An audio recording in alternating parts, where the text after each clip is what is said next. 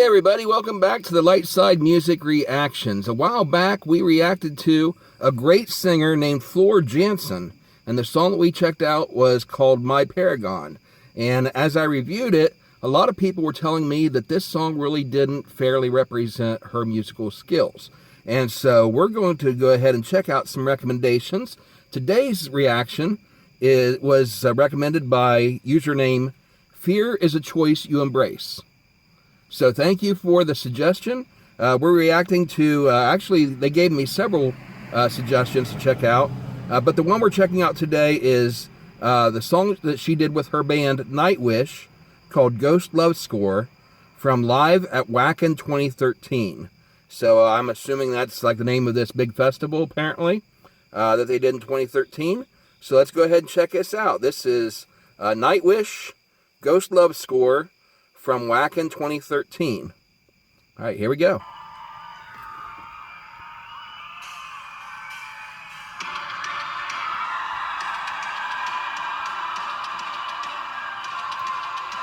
That's cool. It's like symphonic.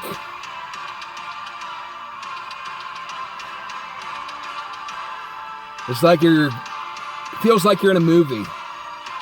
One of these big epic movies. Oh man, can you imagine being there live? You gotta watch this video when you get a chance.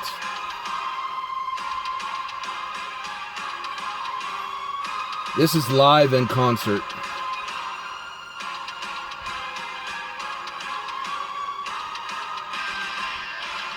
Ooh, the guitars come in.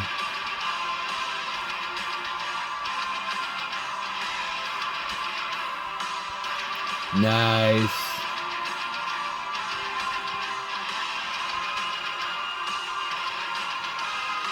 Is this the score to a movie or something?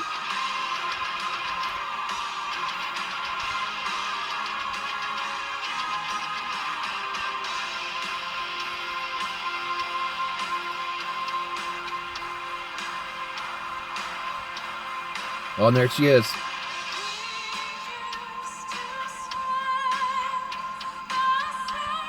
Ooh, nice.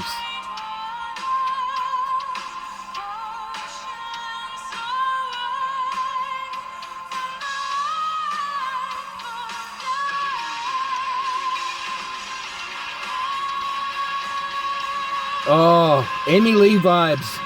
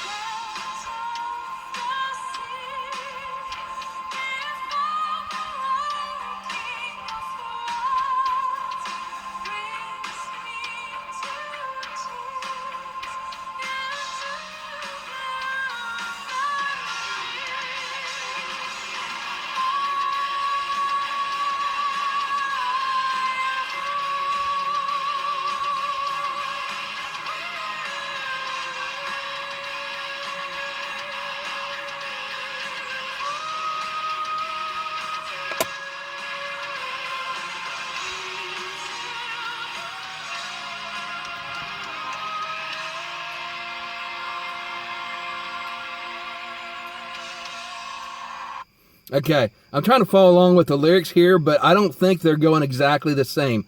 Since they're performing this live, they probably got them out of order. They started out going in order, but when they got to that, what seems like a chorus, it's not matching up. It doesn't seem to be with the lyrics that are printed here on their website, nightwish.com. We used to swim the same moonlight waters, oceans away from the wakeful day. My fall will be for you. My fall will be for you. My love will be in you. If you be the one to cut me, I will bleed forever. Scent of the sea before the waking of the world brings me to thee into the blue memory. And then it repeats the my fall will be for you. My fall will be for you. My love will be in you. If you be the one to cut me, I will bleed forever into the blue memory. Maybe I'm just not hearing it, but I don't think all those lyrics were in there. I think they just got parts of them and maybe skipped around a little bit on that chorus. But man, this is amazing. The band is phenomenal. Symphonic rock is how I would best describe this. It sounds like you're in an epic movie, basically what it is. Comment down below if you know what this song is from. Is this actually the score from a soundtrack, maybe to a movie called Ghost Love, or maybe Ghost, and then it's the love score from that? I don't know. But or is it just they just wrote this symphonic prog metal song and just titled it that because it felt like a score? But this is amazing. The band sounds phenomenal. Watching the video of them performing this live, it feels like this would be epic to be able to sit in the audience, or not sit. You're not going to be sitting down when you listen to this. But if you're in that audience, you are on your feet and you're going wild. The lights flashing, the instrumentals are very loud and just really booming.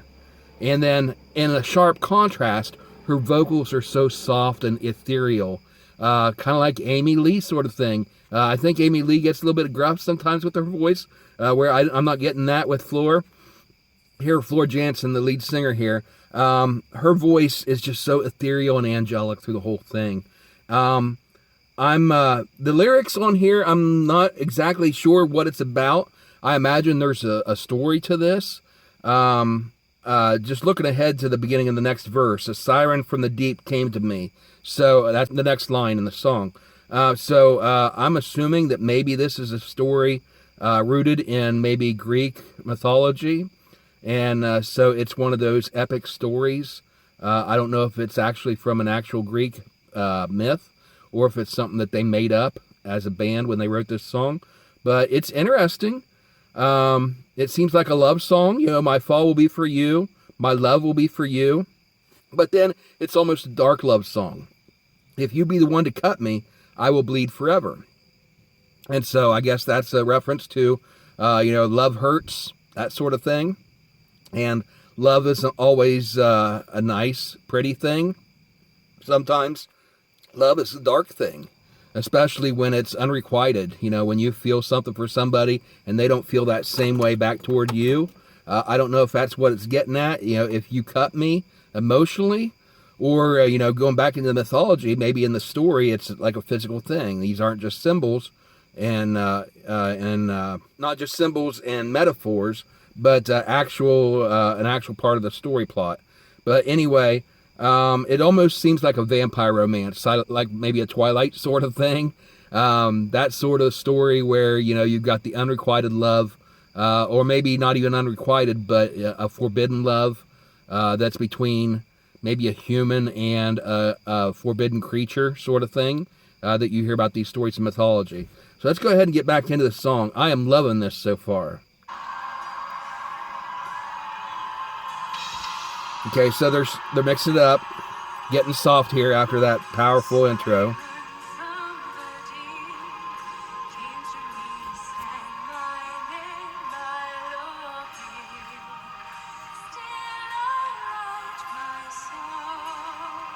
Beautiful voice.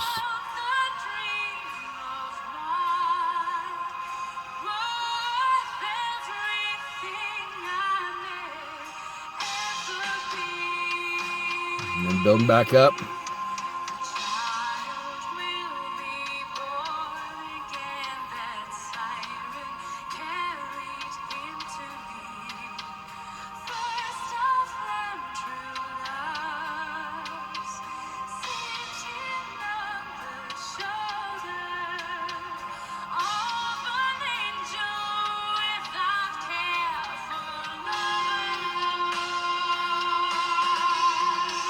Okay, so she is not singing the exact lyrics here. And this is from their official website. The lyrics are printed on here. One of the lines that's different. A lot of them are, most of them are the same. But this one verse, the lyrics say singing on the shoulders of an angel. But she clearly sang here sitting on the shoulders of an angel. It's a minor thing, and that might be intentional. Maybe it's something where the song was written originally one way and then they changed it later. I have had an instance like that, a few instances like that with my band. One of them was a song that I had written for our first project called April Rain. And when we were in the studio, we weren't singing to the printed lyrics. We were singing it from memory. I wrote the song and I was singing the lead on it, and I messed up my own song. I sang a line that was slightly different in the first verse and the second verse, and I repeated the second time the line from the first verse, and we didn't catch it until the song was already released. And so when we went ahead to print the lyrics inside the liner notes of the CD, I noticed it, and I was like, that's not the way I wrote it. It's supposed to be this word, not that word. But the damage was done. So that was something we struggled with. When we perform this live, do we do the lyrics that are on the recording, or do we do the lyrics the way they were intended to be written? But anyway, that's just a little speculation there on why they might have changed some of these lyrics, or maybe they're just changing them for the sake of mixing it up a little bit. Or maybe it's just a flub, a little mistake sort of thing. That happens live too. I've been performing live with my band for about 2 decades. So I know what it's like to mess up a song live. But fantastic. This is great. The lyrics here, a siren from the deep came to me, sang my name, my longing. Still I write my songs about that dream of mine, worth everything I may ever be. Now here's where it gets confusing to me. The child will be born again. That siren carried him to me. And I'm not sure what this is a reference to. The child being born again. What child is this referencing? Once again, maybe there's a story behind this, some sort of legend. And once again, maybe somebody will comment down below in the comments and enlighten us without us having to do the research ourselves. All right, let's get back into it.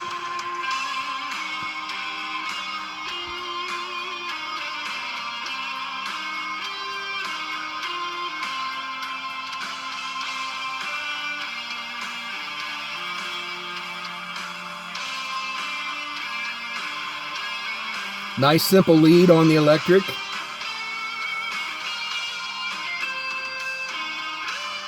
Get just a little fancy with it, but it's basically just a little melody there. That's nice. I like that. Okay, now it feels like the end of the song, but it's not. There's still several minutes left to this video. So we get a transition into the next phase of the song.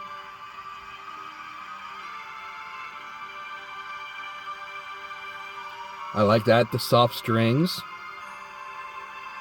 Ooh, the lighting. Just the lighting itself and the music, without knowing the story behind this, the music is telling a story too. You can feel the change in the atmosphere, the change in the mood. And it's basically like going from one scene to the next. So this song, it's a score for the song, for the performance. Not necessary for a movie, this is the movie. That's great. Oh, it's like they walked off, that is cool. That is cool. It looks like the drummer got up and walked off stage, maybe the whole band did, and then while that soft music is playing, they went off the stage for a few minutes, then came back on. My band did that a few times when we were playing for some bigger youth rallies and stuff.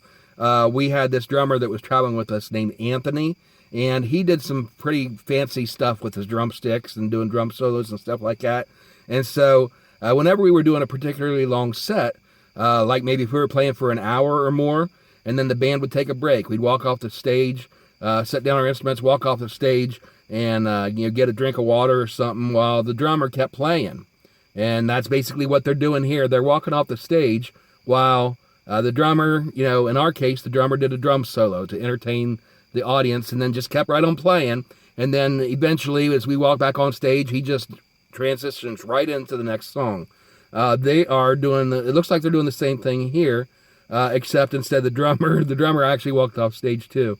But they've got this soft symphonic music playing to show the transition in this scene. At least that's what it looks like they're doing.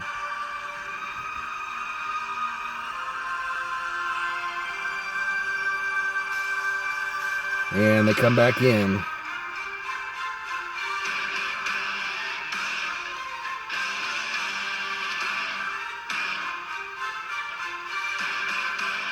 Man, going to one of their concerts would be an experience in itself.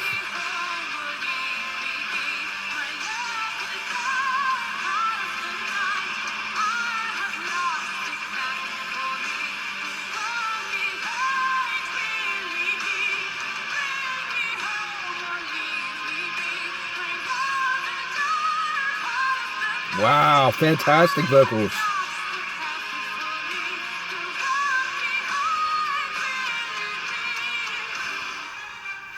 You guys are right. She is a fantastic singer.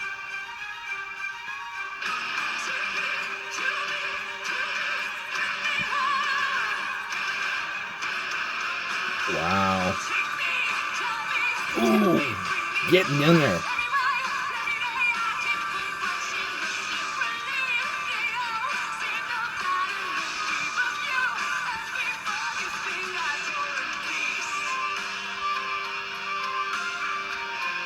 Okay, interesting lyrics there. Fantastic voice. I mean, this is amazing. But the lyrics here, once again, relive the old sin of Adam and Eve, of you and me. Forgive the adoring beast. Okay, so once again, now you're getting into my territory as a Christian pastor. The sin of Adam and Eve. Well, what was the sin of Adam and Eve? It wasn't a sin of the flesh. A lot of people think that. That's our natural instinct, and a lot of people think that, that means that, what obviously happened between Adam and Eve as husband and wife was sinful. It's not.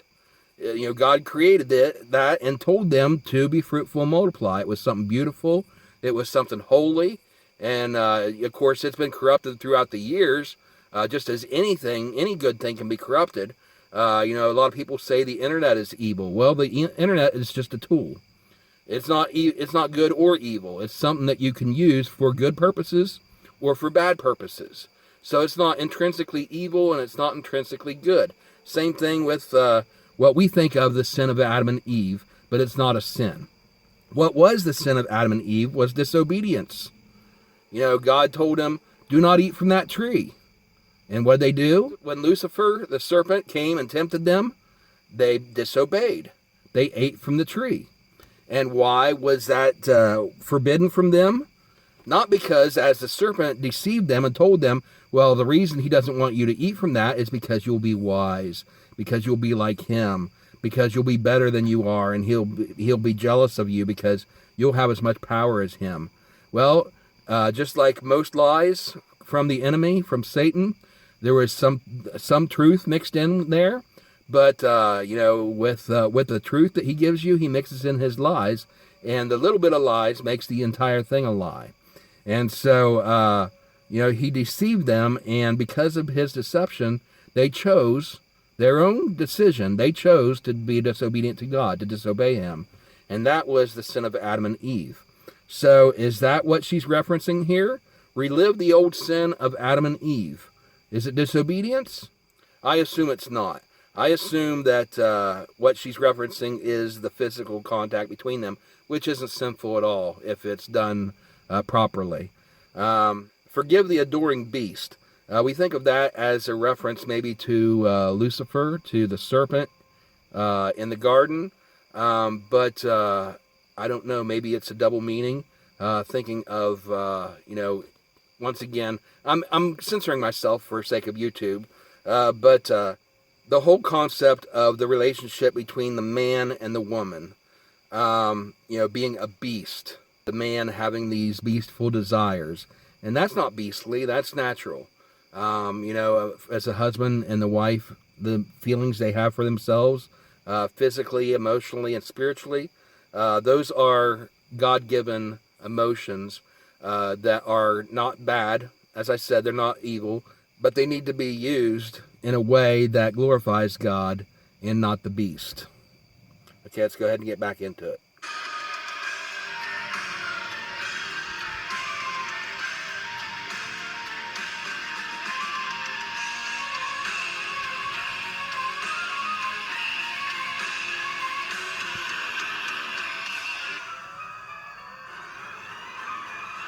Ooh, nice fireworks there.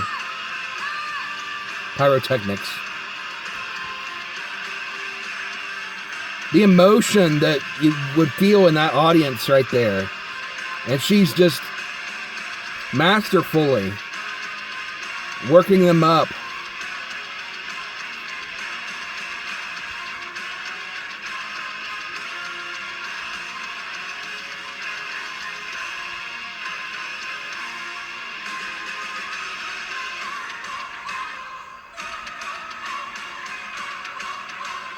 That's cool.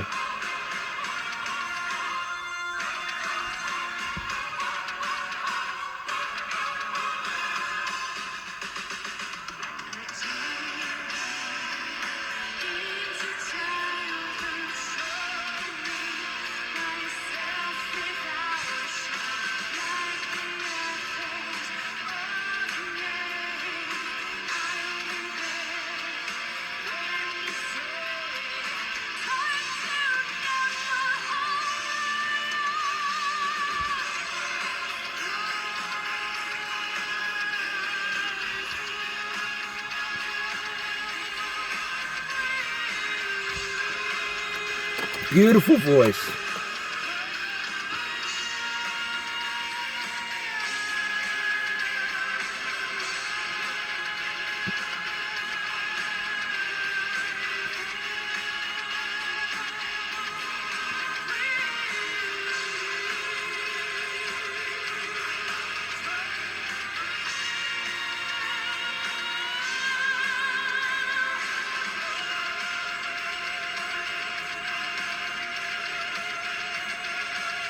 Wow, she's holding out that note. Wow, listen to that.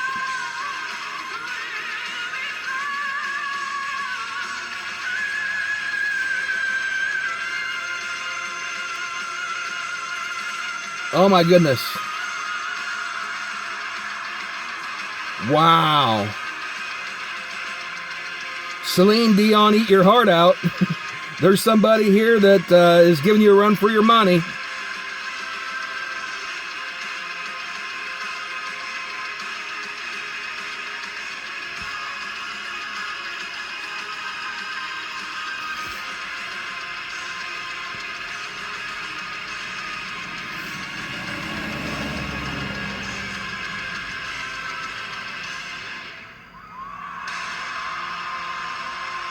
Great ending.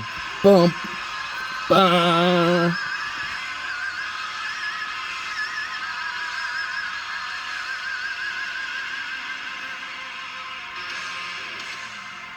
I couldn't tell if that was her doing an extreme high note there at the end or if that was a guitar. But that was fantastic. Amazing. Thank you so much for recommending that. That was awesome. And now I know why you guys are so crazy about Floor Jansen. Yes. Excellent. Now this song itself, once again, it seems like it's some kind of gothic love song, some, epic. This is like the score for a movie, except it's all the score for this song. That's my take on it. And I don't understand all of the lyrics in it, what exactly it's referring to. You can read between the lines on some of it. But once again, it seems like some sort of gothic style vampire type romance sort of thing. A forbidden romance between two creatures that aren't supposed to be together, whether it's a human and a creature of the night sort of thing. And there's a danger in it because she's singing, if you be the one to cut me, I will bleed forever. And she's singing that to her lover, the one that she says, my fall will be for you, my love will be for you.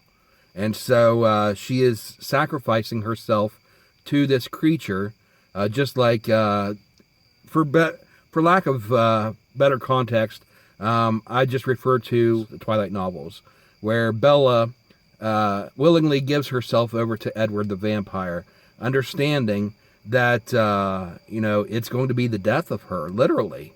And yet, her love is still for him, and so her fall will also be for him. And if he be the one to cut her, she will gladly bleed forever. That is the same sort of message I'm getting from this, from the protagonist in the story. And she's singing this to her lover, and telling the saga of how their romance and how their fall from grace came to be. The child will be born again, the siren that carried him to me. Maybe that's a reference to, their union created a child. And so this is another chapter in their story. Bring me home or leave me be, my love in the dark heart of the night. And then she's going on right there toward the end. It got into take me, cure me, kill me. bring me home. There, my screen just shut off. Let me try to bring that back up. Sorry about that. Take me, cure me, kill me, bring me home every way, every day. Just another loop in the hangman's noose. So once again, she's saying, take me. I'm yours. Whether you cure me or whether you kill me, I am yours. And that is the sacrifice she is willing to make. Now, from a Christian perspective, you don't have to do that. You don't have to sacrifice yourself to the darkness, because you can have hope in Jesus Christ. That's my message as a Christian pastor to you right now, is that as romantic as these thoughts may be, the Twilight stories about her giving herself completely to this creature that could save her life or take it. God has the power to save our life or to take it, but God wants to save our lives. He wants to protect us. He's like a loving father, or in another analogy, the bride of Christ, that we are the bride, and he is the bridegroom. He is like the lover that wants to give us the very best of life. He doesn't want to harm us. He wants only to do the best for us.